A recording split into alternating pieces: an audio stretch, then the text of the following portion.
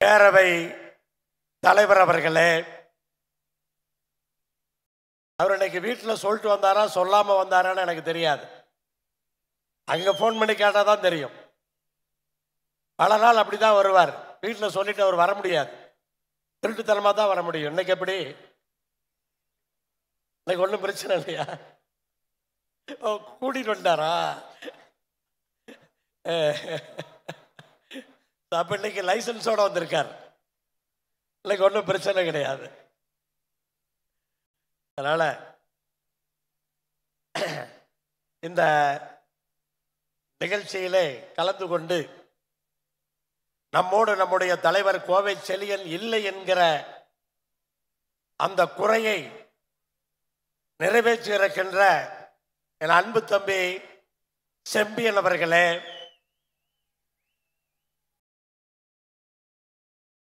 மலேசிய மாப்பிள்ளை எப்போதும் உலகம் முழுவதும் நமக்கு உறுதுணையாக இருக்கின்ற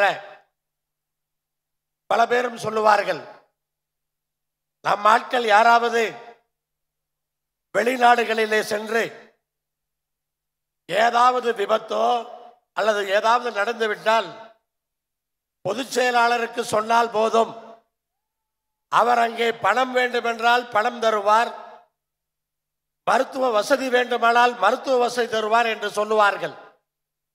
அது நான் அல்ல. எனக்காக அதை செய்து கொண்டிருப்பது மாப்பிள்ளை பிரகதீஷ்குமார் தான் என்பதை இந்த நேரத்திலே நான் வலுவாக சொல்லிக் கொள்கிறேன். இதுவரைக்கும் எந்த மாநாட்டிலும் தவறாமல் நம்முடைய மாப்பிள்ளை பிரகதீஷ் அவர்கள் கலந்து கொண்டிருக்கிறார். அவரோடு இன்றைக்கு மலேசியாவினுடைய தேசிய கொங்கு தலைவர் அருமை சகோதரர் லட்சுமணன் அவர்கள், துணைத் தலைவர் தத்தோ மணி வாசகம் அவர்கள், அருமை அண்ணன் சின்னதுரை அவர்கள், அருமை சகோதரர் வாசு அவர்கள் என்று பலரும் இங்கே வந்திருக்கிறார்கள். அதே போல இந்த நிகழ்விலே எனக்கு இன்னொரு மகிழ்ச்சியான விஷயம், நான் சாத்தந்தை கூட்டம் என்பது எல்லோருக்குமே தெரியும். என்னுடைய பாட்டன் காளிங்கராயன் என்பது எல்லோருக்குமே தெரியும். காளிங்கராயன் வம்சத்திலே நேரடி வாரிசாக 37வது பட்டத்துக்கு சொந்தக்காரர் காளிங்கராயர் அவர்கள் இன்றைக்கு நம்முடைய மேடையிலே இன்றைக்கு இருந்து கொண்டிருக்கிறார். அதுவும் மிக மகிழ்ச்சியான ஒரு விஷயம். இன்னொன்று, இந்த 2008ஆம் ஆண்டு திருச்செங்கோட்டிலே பிசிஆருக்கு எதிரான ஒரு மாநாட்டிலே அறிவித்தேன், யார் மீது பொய்யான பிசிஆர் வழக்கு போட்டாலும் அவர்களுக்கு சென்னையிலிருந்து உயர் நீதிமன்றத்திலிருந்து இலவசமாக ஜாமீன் பெற்றுத்தரப்படும் என்று 2008ஆம் ஆண்டு ஜனவரி 5ஆம் தேதி அங்கே நான் சொன்னேன். அன்றைய தினத்திலிருந்து இந்த கொங்கு நாட்டு மக்கள் மீது பொய் பிசிஆர் போடப்படும் போதெல்லாம் பலரும் நினைத்துக் கொண்டிருக்கிறார்கள், இது பொதுச் செயலாளர் சென்னையிலிருந்து இதை செய்கிறார் என்று. அதற்கு காரணமானவர் நாம் இங்கே பாராட்டினோமே, செங்கோட்டுவேல் வக்கீல் செங்கோட்டுவேல், மூத்த வழக்கறிஞர். யாருக்கு ஜாமீன் எடுத்து தருகிறோம் என்று அவருக்கு தெரியாது, எனக்குத்தான் அது யார் என்று தெரியும். அப்படி யார் என்று தெரியாமலே நம்முடைய உறவு என்ற அந்த ஒற்றை புள்ளியிலே இதுவரைக்கும் ஆயிரக்கணக்கான வழக்குகளிலே அத்தனை பேரையும் காப்பாற்றி இருக்கிறார் என்று சொன்னால் நம்ம போடுற ஒரு சால்வை போதுமா? ஒவ்வொரு வழக்குக்கும் தனியா போனோம்னா குறைஞ்சபட்சம் 50,000 செலவாகும். அப்ப எவ்வளவு ஆச்சுன்னு கணக்கு போட்டுக்கீங்க.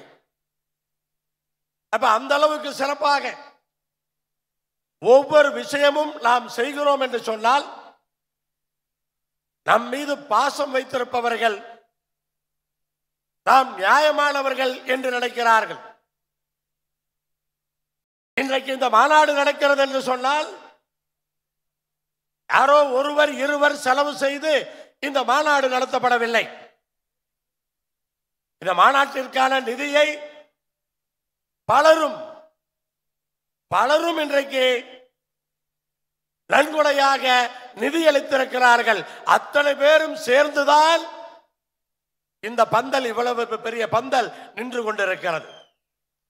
நீங்கள் நினைக்கிற ஏதோ நம்ம கட்சி கொடிக்கல்லில் இருக்கிற அந்த கம்பங்களால் இது நிற்கிறது என்று அல்ல. அடையாளம் தெரியாத நம்முடைய சொந்தங்கள் பல பேருடைய அந்த சப்போர்ட்டில் தான் இந்த பந்தல் நின்று கொண்டிருக்கிறது.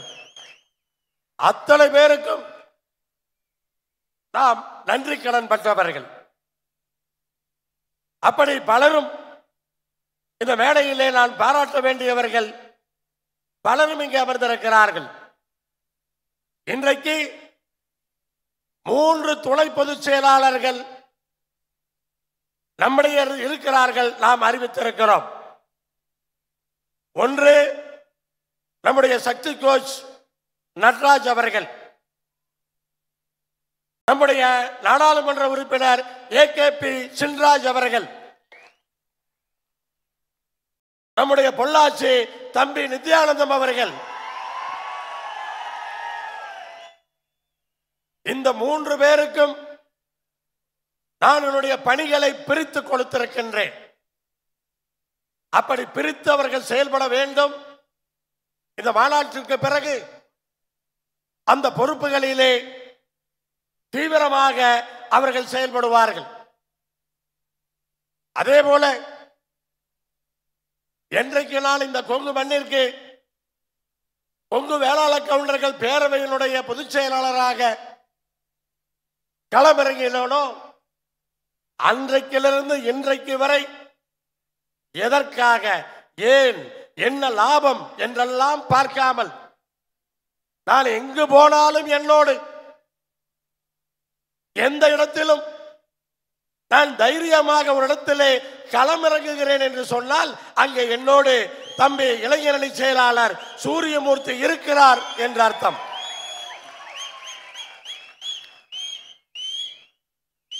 இப்படி இன்றைக்கு இந்த மாநாட்டினுடைய ஏற்பாடுகளுக்காக கடந்த 45 நாட்களாக ஒவ்வொரு ஊராக ஒவ்வொரு மாவட்டமாக சென்று பொதுக்குழுக்களை போட்டு மாவட்ட பொதுக்குழுவிலே ஒவ்வொருவருக்கும் விளக்கி இந்த மாநாடு இன்றைக்கு இவ்வளவு திரளாக வெற்றிகரமாக நடக்கிறது என்று சொன்னால் அந்த பொதுக்குழுக்கள் அதற்கு காரணம்.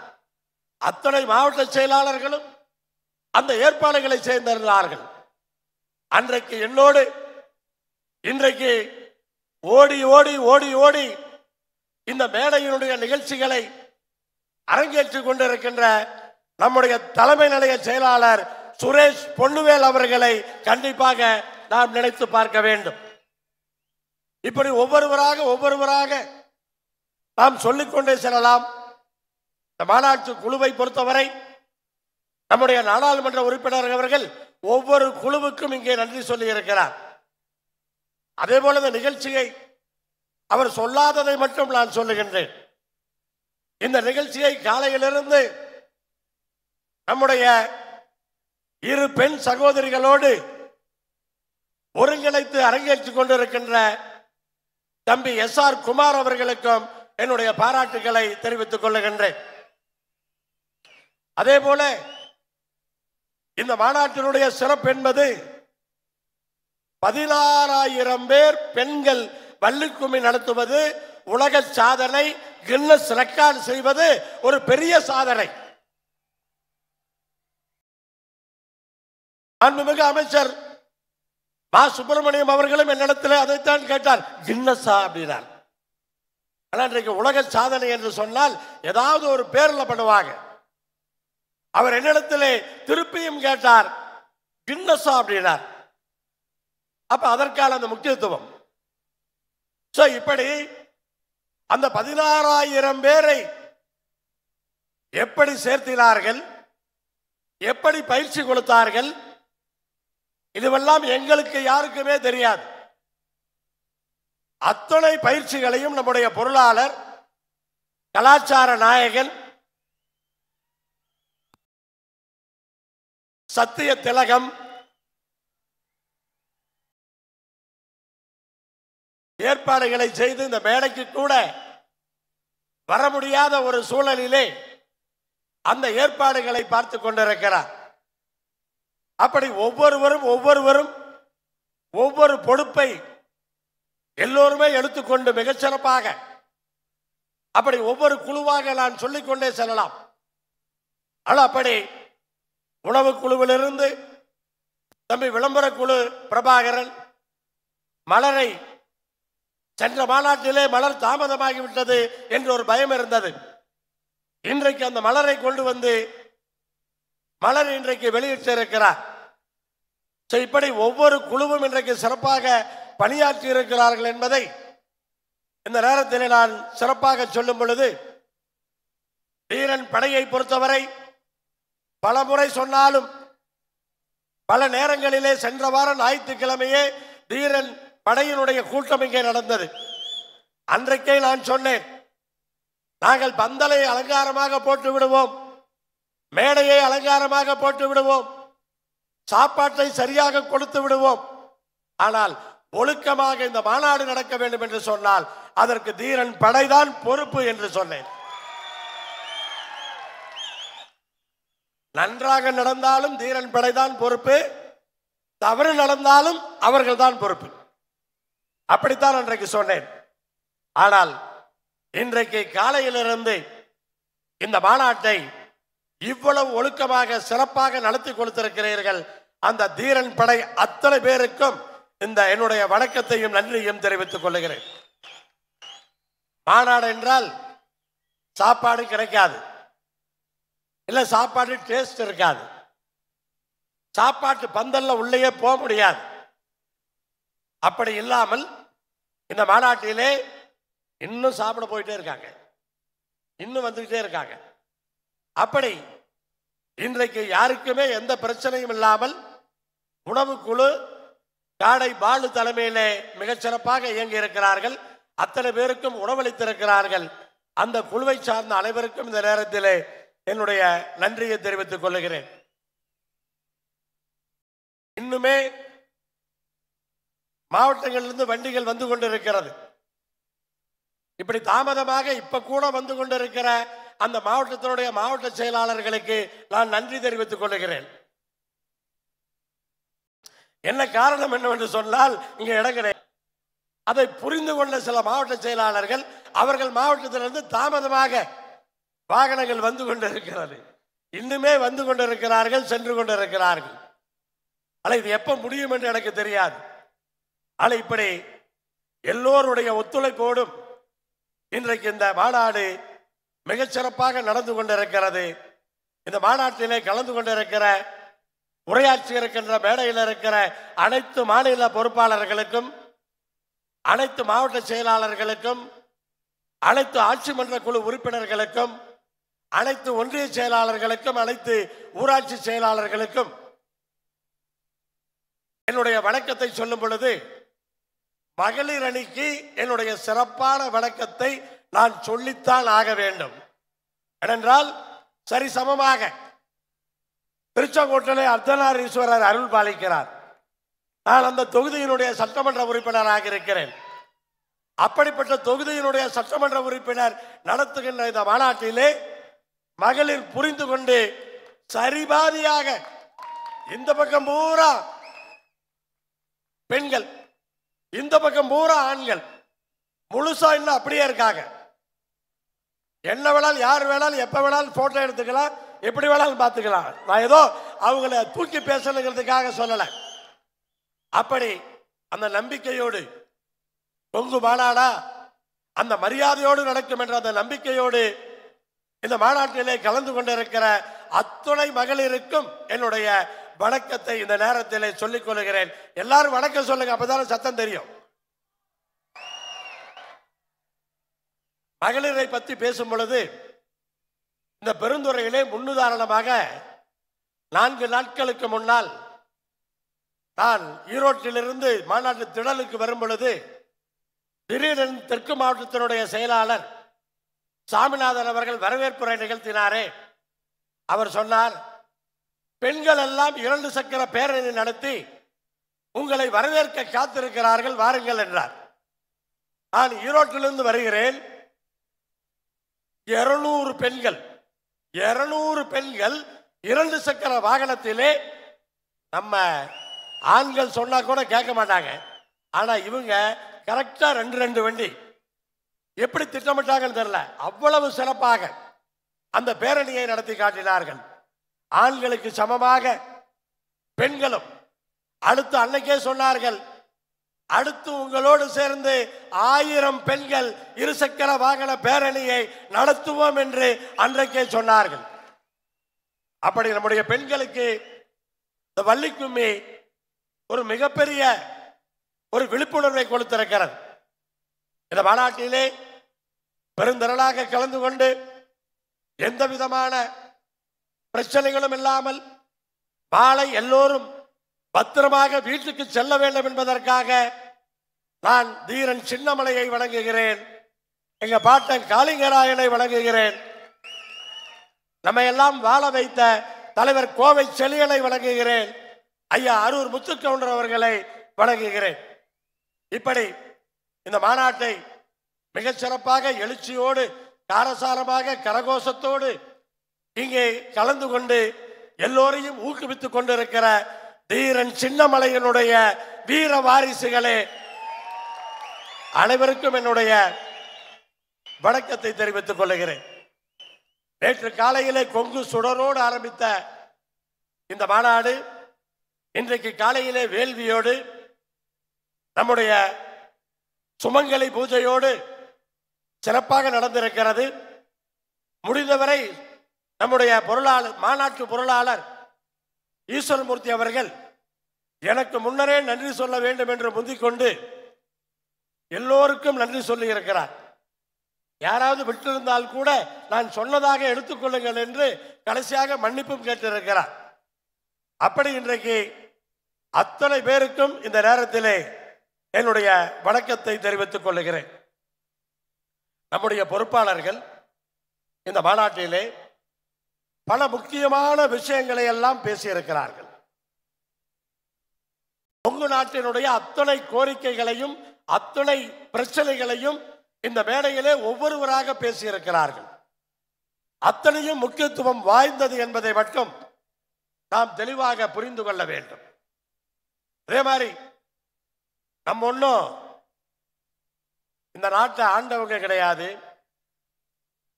இந்த நாட்டை ஆள்றவங்க கிடையாது, சினிமாக்காரங்க கிடையாது, நம்ம கையில் ஈடி கிடையாது, நம்ம கையில் இன்கம் டாக்ஸ் கிடையாது, நம்ம கையில் சிபிஐ கிடையாது.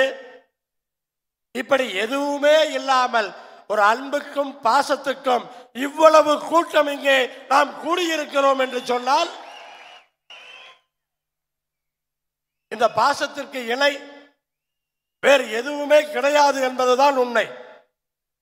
எவ்வளவு அவமானங்கள், எவ்வளவு விமர்சனங்கள் யூடியூப்ல, பேஸ்புக்ல, வாட்ஸ்அப்ல எவ்வளவு விஷயங்கள் நமக்கு எதிராக. அதையெல்லாம் பார்க்கும் பொழுது மனவேதனை வருமா வராதா என்று யாராவது கேட்கலாம். அவற்றையெல்லாம் பார்க்கும் பொழுது மனவேதனை வராமல் இருக்குமா? மனவேதனை வரும்.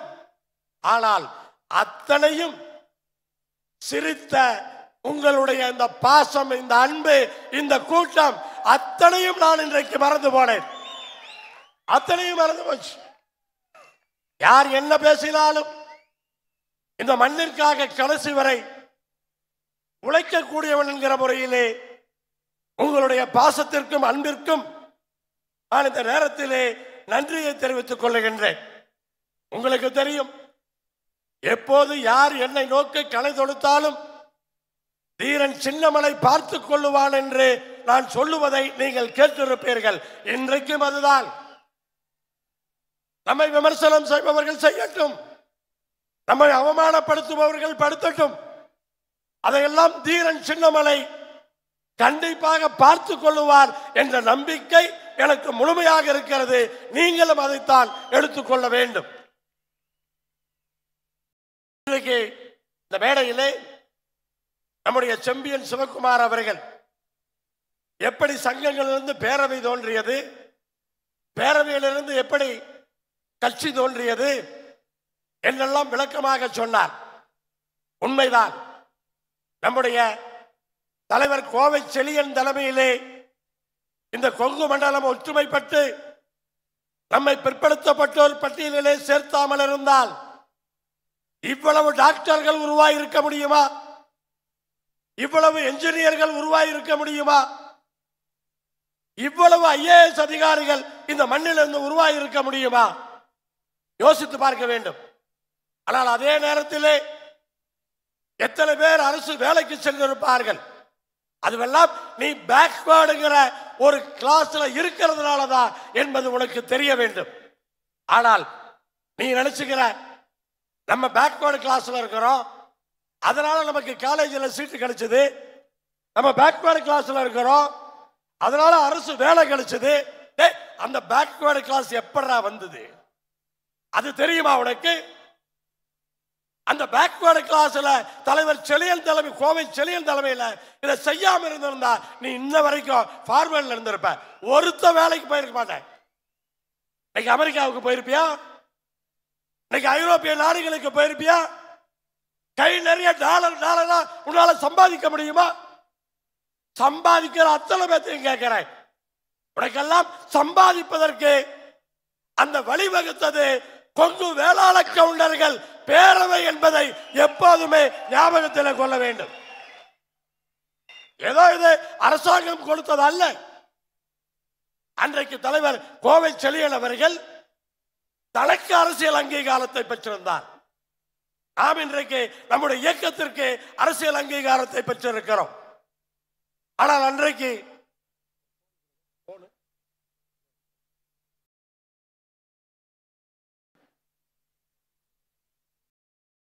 அவர் சட்டமன்ற உறுப்பினராக இருந்தார், எல்லா தலைவர்களையும் தெரிந்திருந்தார். அன்றைக்கு இந்த சமுதாயத்தை பிற்படுத்தப்பட்டோர் பட்டியலிலே சேர்த்தார். அல்ல எத்தனை பேர் வீட்டில் தாயும் தந்தையும் சொல்லி தந்திருக்கீங்க, நீ பிசியில் இருக்கிற, அதனாலதான் முன்னேறி இருக்கிற, நீ பிசியில் ஆகிறதுக்கு காரணம் தலைவர் கோவை செழியன், அவரை வணங்க வேண்டும் என்று எத்தனை பேர் சொல்லியிருக்கோம்? பல பேருக்கு பேரே தெரியாது. இதெல்லாம் வேதனை இல்லையா? நம்மளாம் நன்றி மறப்பவர்களா? நன்றி உணர்ச்சி நமக்கு கிடையாதா? நீ எங்கிருந்தாலும் உன்னுடைய முன்னேற்றத்திற்கு காரணம் கொங்கு வேளாள கவுண்டர்கள் பேரவை என்பதை நீ புரிந்து கொள்ள வேண்டும். பல பேர் இன்னைக்கும் நம்முடைய கட்சியினுடைய கொடி, நம்முடைய 5 வண்ண பஞ்சவர்ண கொடியை பார்க்கும் பொழுது இது கொங்கு கட்சிடா, இது கொங்கு அரசியல் கட்சிடா, இது கட்சி கொடிடா, இது கொங்கு மண்ணினுடைய இனத்தினுடைய அடையாளம் என்பதை புரிந்து கொள். இது கட்சியினுடைய கொள்கை அல்ல. அது மனசுல வேணும். அத்தனை பேருக்கு அது மனசுல வேணும். அந்த கொடி, நானும் எம்பி மட்டும் நேர்மையானவர்கள் அல்ல, அந்த கொடியும் நேர்மையான கொடி என்பதை புரிந்து கொள். மாநாட்டு என்றைக்கு கொடியை அறிமுகப்படுத்தினோமோ, 2013ஆம் ஆண்டு கோயம்புத்தூரிலே சிவானந்தா காலையிலே, அன்றைக்கு மேடையிலேயே நான் சொல்லி இருக்கிறேன், தம்பி நீ தலையிலா நின்று கொடியை கட்டினாலும் அந்த கொடி நேராத்தாண்டா இருக்கும் அப்படின்னு சொல்லி இருக்கிறேன். அப்படி அந்த கொடியை நம்ம வடிவமைச்சிருக்கிறோம். நீ எப்படி கட்டினாலும் அது நேரான கொடி, நேர்மையா தான் இருக்கும், வேற வழியே கிடையாது.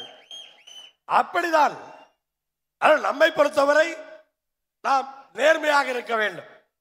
அதே மாதிரி தம்பி சூரியமூர்த்தி சொன்ன மாதிரி என்ன சொன்னாங்க, இன்னைக்கு ஒரு எம்பி ஒரு எம்எல்ஏ சட்டமன்றத்துக்கும் பாராளுமன்றத்துக்கும் போய் ஒரு எம்எல்ஏ கிளிப்பானான்னு கேட்டாங்க. டேய் கிளிக்கிறமா இல்லையா? இப்ப கிளிக்கிறமா இல்லையா?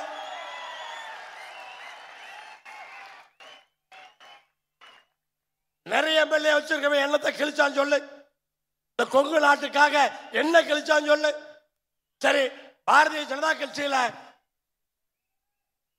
எம்எல்ஏ 4 பேர் இருக்காங்க சட்டமன்றத்தில். என்ன கிழிச்சாங்கன்னு சொல்லுங்க பாப்போம். அந்த 4 பேரும் இந்த கொங்கு நாட்டுக்கு என்ன கிழிச்சாங்க சொல்லுங்க பாப்போம். இப்படி எவ்வளவுதான் எப்படி கேவலப்படுத்தலாம் என்று கேவலப்படுத்தி இருக்கிறார்கள். எனக்கு அதாவது ஒரு ஈஸ்வரனோட ஒரு எம்எல்ஏ நின்றக்கூடாது. கொங்கு நாடு முழுவதும் பல ஈஸ்வரன் உண்டாக வேண்டும். அதுதான் நம்முடைய கொள்கை. அதே போல பல சின்ராஜுகள் உருவாக வேண்டும். நான் தம்பி சூரியமூர்த்தி இடத்திலே நித்யானந்தத்திடத்திலே பல நேரங்களிலே சொல்லுவது உண்டு. தம்பி, அந்த சட்டமன்றத்துக்கு ஃபைல் தூக்கிட்டு நான் தனியா போறப்ப நான் படுற வேதனைக்கு அந்த வருத்தத்துக்கு அளவே கிடையாது.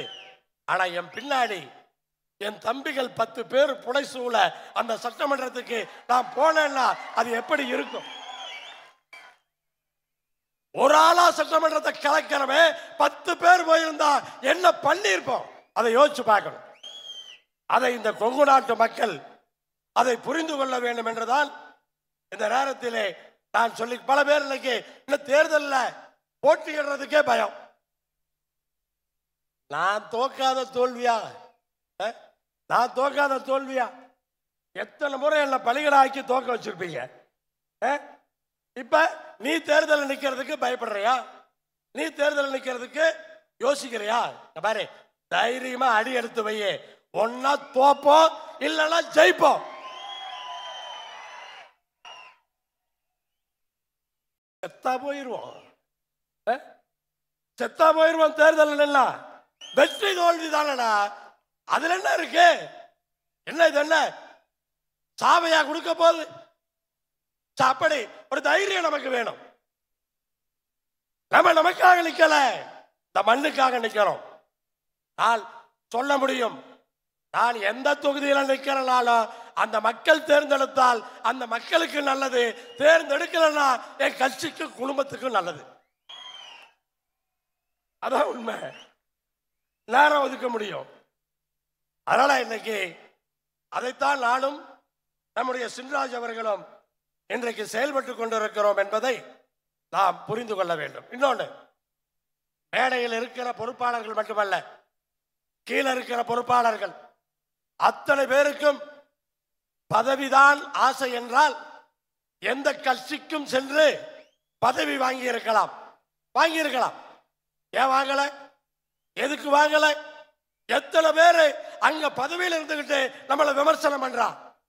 எத்தனை பேரு பதவி வேணும்னு சொல்லிட்டு 1-2 மாறி போற வரைக்கிறான்?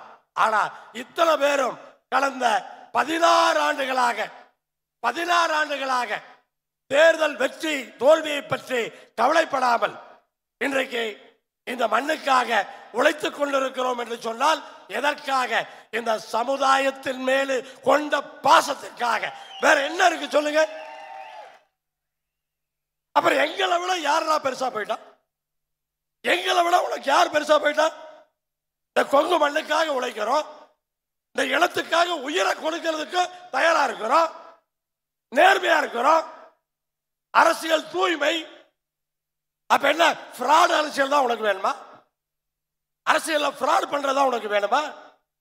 நேர்மையான அரசியல் உனக்கு வேண்டாமா? அப்ப என்ன வேணும் சொல்லு. ஒரு சில பேரு என்ன சொல்றான்? கொங்கா டேய் அது அரசியல் கட்சிகளா? நம்மால் சில பேர் கட்சியில் இருக்கிறான். அவன் என்ன சொல்றான்? டேய் இது ஜாதி கட்சிகிறாங்க. டேய் என்னடா சொல்ல வர்றீங்க? என்னதான் சொல்ல வர்றீங்க? நாங்க எதைத்தான் எடுத்துக்கிறது? ஆனா புரிதல் இல்லாமல், புரிந்தாலும் தூங்குவது போல நடிப்பது. அவங்களை எல்லாம் தூக்கி எழுப்புறதுக்கு தான் இந்த மாநாடு.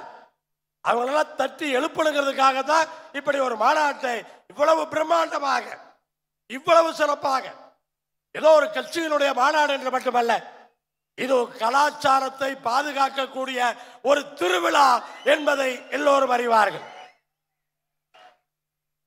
அப்படி இன்றைக்கு நாம் சிறப்பாக இருக்கிறோம்.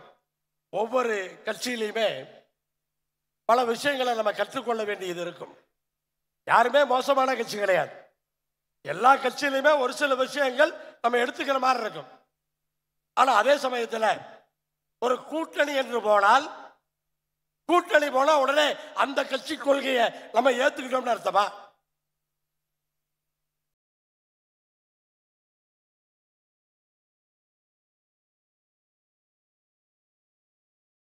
கூட்டணியில் போயிட்டோம்னா அந்த கட்சி கொள்கையை நம்ம ஏத்துக்கிட்டோம்னு அர்த்தமா?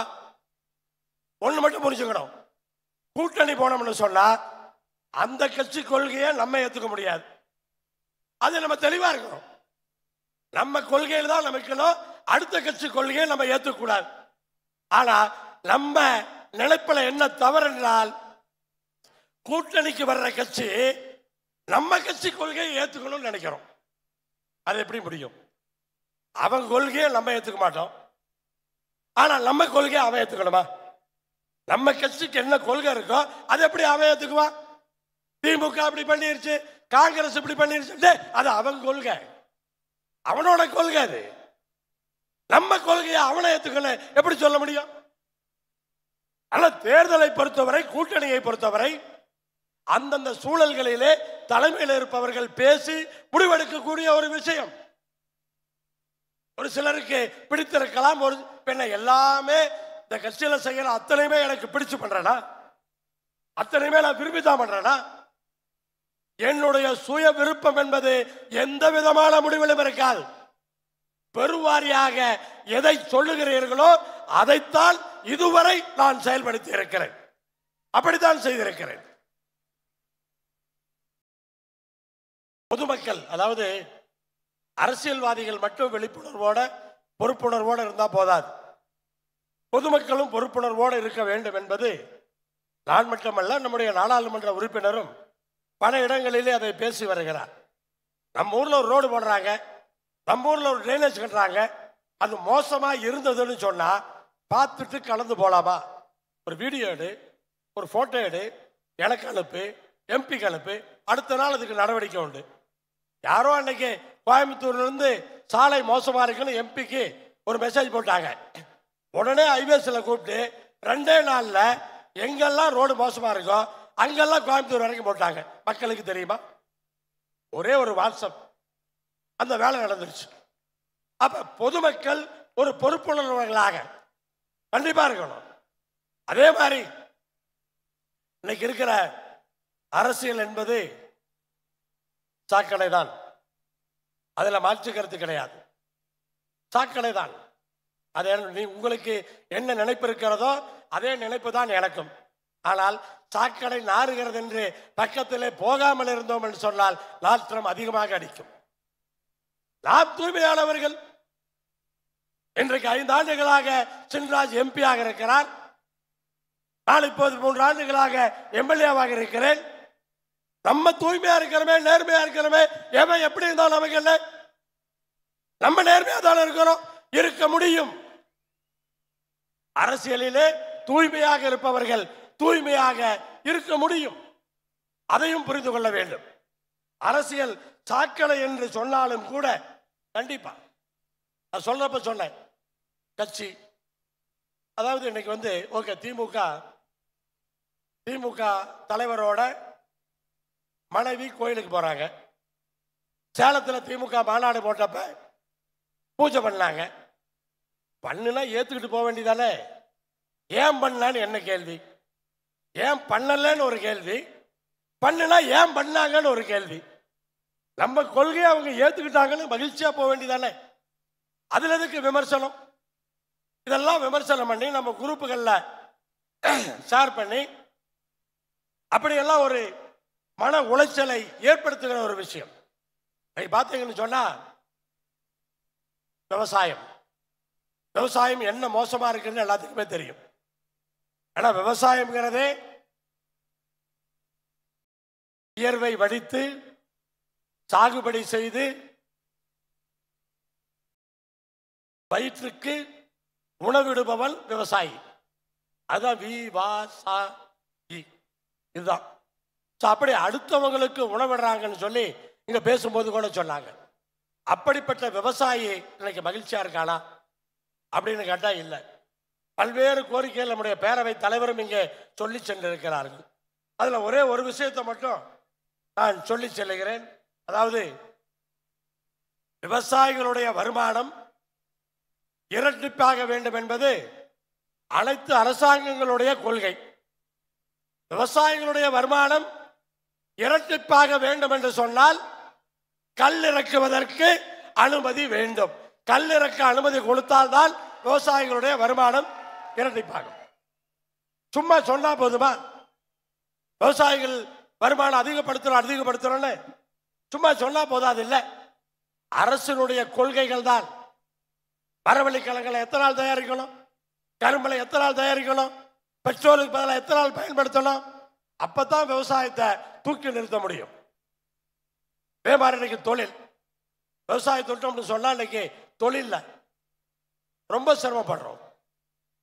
தொழிலில் கொங்கு நாட்டில் இருக்கிற அத்தனை தொழிலும் இன்னைக்கு மோசமா இருக்கு. ஜவுளி தொழிலாக இருந்தாலும் சரி, லாரி தொழிலாக இருந்தாலும் சரி, ரிக்கா இருந்தாலும் சரி, கோவையை சுற்றி இருக்கிற என்ஜினியரிங் தொழிலாக இருந்தாலும் சரி, அல்லது கோழிப்பண்ணையாக இருந்தாலும் சரி, எல்லா தொழிலுமே மோசமா இருக்கு. யாருமே தங்களுடைய வாரிசை அந்த தொழிலை ஈடுபடுத்த விரும்பவில்லை. அதான் இன்னைக்குள்ள நிலைமை. அப்படிப்பட்ட நிலைமையிலே இன்றைக்கு தொழிலை பாதுகாப்பதற்காக பல்வேறு விஷயங்களை செய்யணும். ஜவுளி தொழில் அழிதுன்னு சொன்னா கண்டிப்பா அரசினுடைய கொள்கை தான் காரணம். ஒன்றிய அரசினுடைய கொள்கை தான் காரணம். இங்க ஒருத்தர், அதாவது எல்லாரும் சொல்லுவாங்க, திருவிளையாடல்ல நாகே சொல்லுவார், குறை சொல்லியே பெயர் வாங்க முயற்சிக்கிற புலவர். குறை சொல்லியே பெயர் வாங்குற முயற்சி செய்கிற புலவர் ஒருத்தர் இப்ப தமிழ்நாட்டில் அரசியல்வாதியா மாறி இருக்கார். குறை சொல்றதுதான் அவருக்கு வேலை. ஆக்கப்பூர்வமா ஒன்றும் செய்ய மாட்டார். ஒன்றிய அரசு ஜவுளி கொள்கையில திருத்தம் கொண்டு வரணும்னு சொன்னா அவர் போய் செய்யணும். அதை செய்யறது கிடையாது. இப்படி பல்வேறு டோல்கேட் இருக்கு. ஒரு உதாரணத்துக்கு டோல்கேட் எடுத்தீங்கன்னு சொன்னா தமிழ்நாட்டில் 60 டோல்கேட் இருக்கு. 6500 கிலோமீட்டர் தான் சாலை இருக்கு. அதுக்கு 60 டோல்கேட். மகாராஷ்டிரால 76 டோல்கேட் இருக்கு. ஆனா அங்க 18,000 கிலோமீட்டர். தமிழ்நாடு மாதிரி 3 மடங்கு சாலை நீளம் இருக்கு. ஆனா டோல்கேட் பார்த்தீங்களா 76 தான் இருக்கு. நம்மளை விட கொஞ்சம் மேலதான் இருக்கு. பெருந்துறையில் நின்று கொண்டு பெருந்துறை சிப்காட்டினுடைய சாயக்கழிவு பிரச்சனையை பேசாமல் இறங்க முடியாது.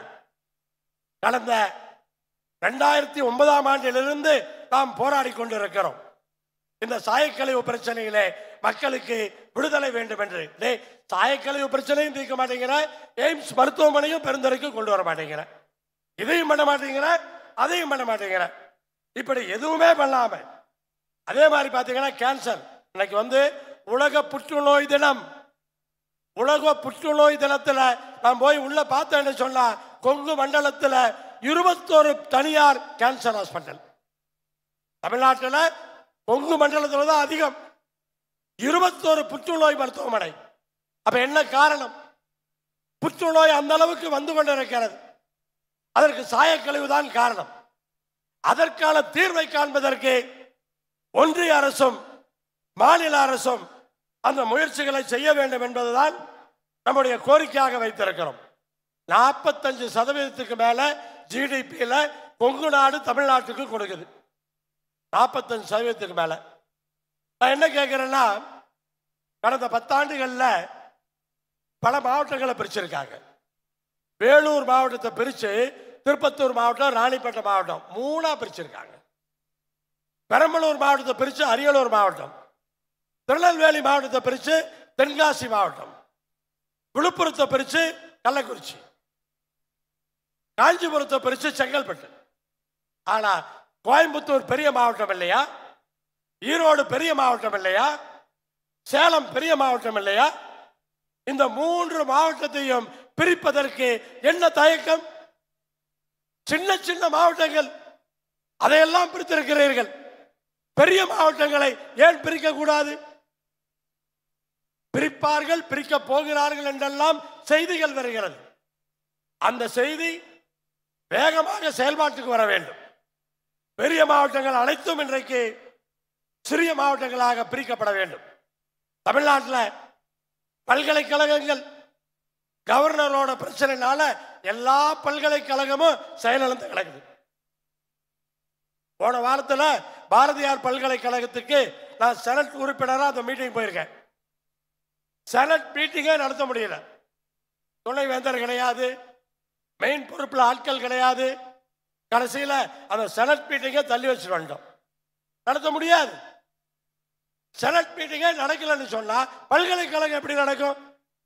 அப்ப மாணவர்கள் என்ன ஆவாங்க? இப்படி பல்வேறு பிரச்சனைகள் கவர்னர் பிரச்சனைகள் பண்றதுனால நம்முடைய மாணவர்களுடைய படிப்பு கெட்டு போகுது. மாணவர்களுடைய எதிர்காலம் இன்றைக்கு வீணாக போகின்றது. அப்படி அதையெல்லாம் சரி செய்ய வேண்டிய அந்த அவசியம். இப்ப 12ஆம் தேதி சட்டமன்றம். எல்லாருமே யார் பார்க்கிறவங்க எல்லாம் ஆளுநர் என்ன பண்ண போறாரு, ஆளுநர் என்ன பண்ண போறாரு இந்த கேள்வி தான் கேட்கிறாங்க. 12ஆம் தேதி வருவாரா, வந்த உடனே போயிடுவாரா, முழுசா இருப்பாரா, இப்படி பல கேள்விகளை கேட்டுக்கொண்டிருக்கிறார்கள். ஆனால் என்ன நடக்க போகுதுன்னு யாரும் சொல்ல முடியாது. நல்லது நடக்க வேண்டும் என்று நாம் இந்த நேரத்தில் ஆண்டவனை வேண்டிக் கொள்ளுவோம். ஆனால் நம்மை பொறுத்தவரை இந்த மாநாடு கொங்கு நாட்டினுடைய பல்வேறு திட்டங்களை நிறைவேற்றுவதற்காக இந்த மாநாட்டை போட்டிருக்கிறோம். இந்த மாநாட்டினுடைய கூட்டமும் இந்த மாநாட்டினுடைய எழுச்சியும் பல்வேறு விஷயங்களை நமக்கு சாதித்து தர வேண்டும்.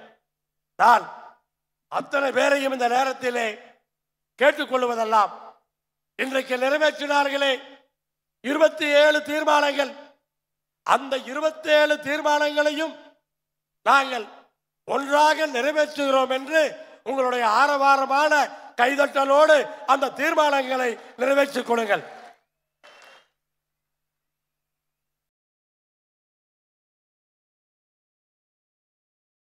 பள்ளிக்கும்மியை பொறுத்த வரைக்கும் 10,000 பேரை வச்சு உலக சாதனை நிகழ்த்தலாம் என்று முடிவெடுத்து அறிவிப்பு செய்தோம். 3 வாரங்களுக்கு முன்பே 16,000 தாண்டிவிட்டது.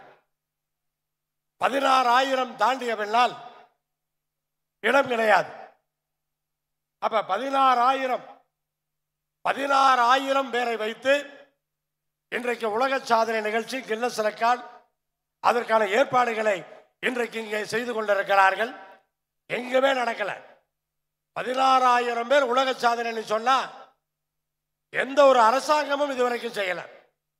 நம்ம இன்றைக்கு இதை செய்திருக்கிறோம் என்று சொன்னால் உலகத்தில் யாருமே செய்யாததை இந்த கொங்கு மண்டலத்திலே நாம் செய்திருக்கிறோம். அது மிகப்பெரிய சாதனை என்பதைத்தான் நான் இங்கே பதிவு செய்கின்றேன். ஆனால் இன்றைக்கு அடுத்த கட்டமாக திடீரென்று கொங்கு சுடர் என்று ஆரம்பித்து மிக அருமையாக ஓடா நிலையிலே ஆரம்பித்து இன்றைக்கு இங்கே கொண்டு வந்து அதை சிறப்பாக சேர்த்திருக்கிறார்கள். அத்தனை பேருக்கும் இந்த நேரத்திலே என்னுடைய பாராட்டுக்களை தெரிவித்துக் கொண்டு ஒன்றே ஒன்று, தலைவர் கோவை செழியன் அவர்கள் அன்றைக்கு அரசியல் அங்கீகாரத்தோடு இருந்ததனால்தான் நாம் பிற்படுத்தப்பட்டோர் பட்டியலிலே சேர்த்தப்பட்டோம். ஏதாவது ஒன்று நடக்க வேண்டும் என்று சொன்னால் அரசியல் அங்கீகாரம் அவ்வளவு முக்கியம் என்பதற்காகத்தான் அதை திருப்ப நான் சொல்லுகிறேன். ஆனால் என்னை பொறுத்தவரை நான் ஓயப்போவதில்லை. ஆரம்பத்திலே நான் சொன்னேன், எம்எல்ஏ எம்பிக்களை உருவாக்காமல் இந்த கொங்கு மண்டலத்திலிருந்து பெட்டியை தூக்க மாட்டேன் என்று நான் பழைய மாநாட்டிலே சொன்னேன். இன்றைக்கு மறுபடியும் அடுத்த பாய்ச்சலுக்கு நான் தயாராகிவிட்டேன். அடுத்த பாய்ச்சலுக்கு நான் தயார். நீங்க தயாரா? அடுத்த பாய்ச்சலுக்கு நான் தயார். நீங்கள் தயாரா?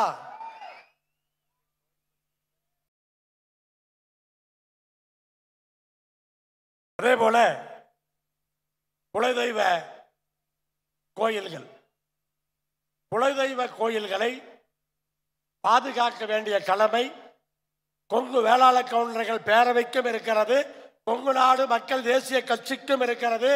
ஒன்றை மட்டும் புரிந்து கொள்ள வேண்டும், நம்முடைய குலதெய்வ கோயில்கள் பத்திரமாக பாதுகாப்பாக இருக்க வேண்டும் என்று சொன்னால் நாம் எந்த அளவுக்கு அரசியல் அங்கீகாரத்தை அதிகப்படுத்துகிறோமோ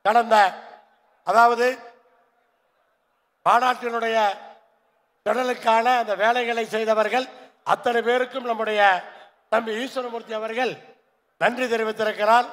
காவல்துறை கடந்த 15 நாட்களாக நமக்கு ஒத்துழைப்பு கொடுத்து முழுசாக நமக்கு ஒத்துழைப்பு கொடுத்து காவல்துறை நமக்கு ஒத்துழைப்பு கொடுத்திருக்கிறார்கள். எந்த விதமான சங்கடமும் இல்லாமல் இந்த மாநாட்டை நிகழ்த்துவதற்கு உதவியாக இருந்திருக்கிறார்கள். அனைவரின் சார்பாக காவல்துறை அதிகாரிகள் அத்தனை பேருக்கும் நான் இந்த நேரத்தில் நன்றியை தெரிவித்துக் கொள்கின்றேன். அதே போல பத்திரிகையாளர்கள் நம்முடைய செய்திகளை உலகம் முழுதும் கொண்டு போய் சேர்த்து கொண்டே இருக்கிறார்கள். அப்படி சேர்த்து கொண்டிருக்கிற அத்துணை பத்திரிகையாளர்களுக்கும் ஊடகத்தை சார்ந்த அத்தனை பேர், தொலைக்காட்சி, பத்திரிகை, பேப்பர் என்ற அத்தனை பேருக்குமே இந்த நேரத்தில் கொங்கு நாடு மக்கள் தேசிய கட்சியின் சார்பாக நன்றியை தெரிவித்துக் கொள்கிறேன். நன்றி, நன்றி, நன்றி. அதே போல இந்த இடம் இப்படி ஒரு இடம் இருக்கிறது என்று யாருக்குமே தெரியாது. இதான் முதல் முறையாக நாம் இங்கே மாநாடு நடத்துகிறோம். அநேகமாக அண்ணன் அமைச்சர் அவர்கள் கூட ஏதோ எந்த இடம் என்று தெரியாமல் பேசிவிட்டாரோ என்று நினைக்கிறேன். அவர் முதல்ல திமுக இங்க போட்ட மாதிரி பேசிட்டாரு. இந்த இடத்துல இதுவரைக்கும் எந்த மாநாடும் போட்டது கிடையாது. அதனால இது விஜயபுரி அம்மன் கோயிலுக்கு சொந்தமான இடம். விஜயபுரி அம்மன் கோவிலினுடைய அந்த அறங்காவலர் குழு தலைவர் மற்றும் அறங்காவலர்கள் எங்கு நாம் பூஜை போட்டோமோ பூஜைக்கே வந்திருந்தார்கள். பூஜையிலிருந்து இன்றைக்கு வரை நம்மோடு முழுமையாக ஒத்துழைப்பு கொடுத்து நம்மோடும் பணியாற்றி கொண்டிருக்கிறார்கள். அவர்கள் அத்தனை பேருக்கும் இந்த நேரத்தில் நான் நெஞ்சார்ந்த நன்றியை தெரிவித்துக் கொள்கிறேன். நன்றி, வணக்கம். மாநாட்டு குழு சார்பாக நமது பொதுச் செயலாளர் ER ஈஸ்வரன் அவர்களுக்கு பொக்கே வழங்கப்படுகிறது. மேடையில் இருக்கும் பொறுப்பாளர்கள்